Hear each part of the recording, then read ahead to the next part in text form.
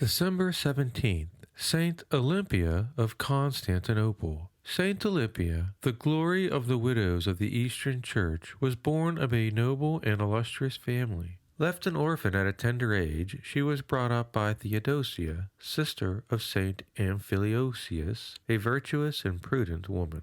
At the age of 18, Olympias was regarded as a model of Christian virtues. It was then that she was married to Nebridius, a young man worthy of her. The new spouses promised one another to live in a perfect continence. After less than 2 years of this angelic union, Nebridius died and went to receive in heaven the reward of his virtues. The emperor would have engaged her in a second marriage, but she replied, "If God had destined me to live in the married state, he would not have taken my first spouse. The event which has broken my bonds shows me the way Providence has traced for me." She resolved to consecrate her life to prayer and penance, and to devote her fortune to the poor. She liberated all her slaves, who nonetheless wished to continue to serve her, and she administered her fortune as a trustee for the poor. The farthest cities, islands, deserts, and poor churches found themselves blessed through her charity. Nectarius, Archbishop of Constantinople, had a high esteem for the saintly widow and made her a deaconess of his church. The duties of a deaconess were to prepare the altar linens,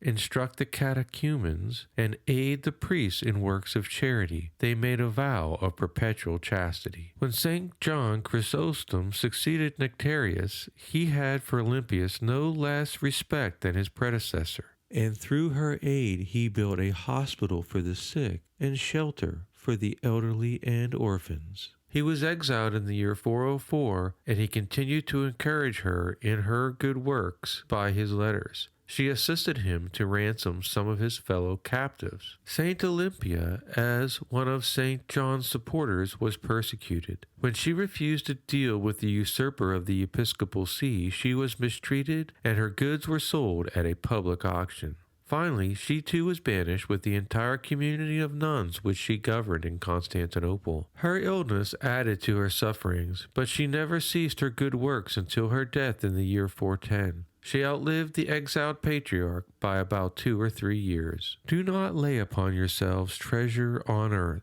but in heaven, where neither rust nor moth consume.